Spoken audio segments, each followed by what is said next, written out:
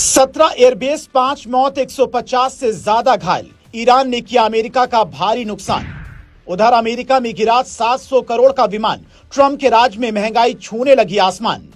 Iran की सर्वोच्च राष्ट्रीय सुरक्षा परिषद के सचिव अली लारीजानी का पोस्ट है, जो ट्रंप को सीधी धमकी दे रहे हैं कि ट्वीट से जंग नहीं रुकती, तुम्हें तब तक नहीं छोड़ेंगे जब तक तुम सॉरी फिल न करो और युद्ध की कीमत न चुका दो। 13 दिनों की जंग के बाद भी ईरान की यह हिम्मत दुनिया को समझ नहीं आ रही है। आखिर वो कैसे अमेरिका जैसी महाशक्ति को अभी भी धमका रहा है?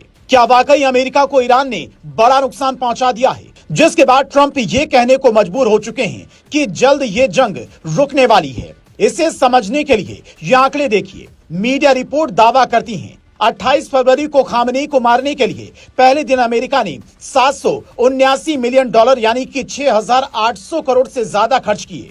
शुरुआती 4 दिन में अमेरिका ने 307 अरब डॉलर खर्च किए, जो भारतीय रुपए में करीब 25 लाख करोड़ से ज्यादा होता है। अब हालत यह है कि व्हाइट हाउस में अमेरिकी कांग्रेस के सामने 50 अरब डॉलर की डिमांड रखने की नौबत आ गई है। चौंकाने वाली बात यह है कि इसमें से बड़ी रकम ईरान की मिसाइलों, गोला बारूद और इंटरसेप्टर पर खर्च हो रही है। अगर रोज के आंकड़े देखें तो एक अनुमान के मुताबिक अब तक रोजाना अमेरिकी सरकार करीब 8,000 करोड़ रुपए ईरान पर हमले करने के लिए खर्च कर रही है, जबकि ईरान का खर्च अमेरिका के मुकाबले कई गुना कम है, क्योंकि वो सस्ती मिसाइल टेक्नोलॉजी और हथियारों का इस्तेमाल कर रहा है, जिसकी तैयारी वो दशकों से कर रहा था। नतीजा, उसने रूस की खुफिया जानकारियों की मदद से सटीक मिसाइल मारकर अमेरिकी अड्डों को अस्त व्यस्त कर दिया।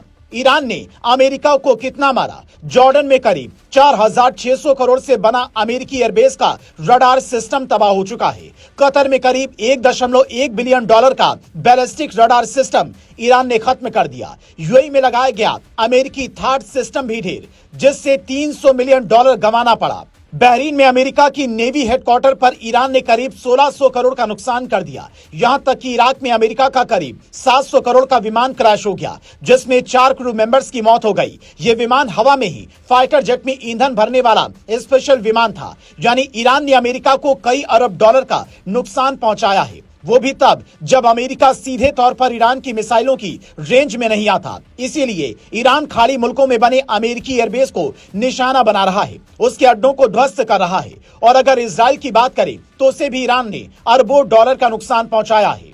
इजराइल को कितना नुकसान? बैलिस्टिक मिसाइल और ड्रोन से ईरान ने इजराइल के कई ठिकानों को ध्वस्त किया।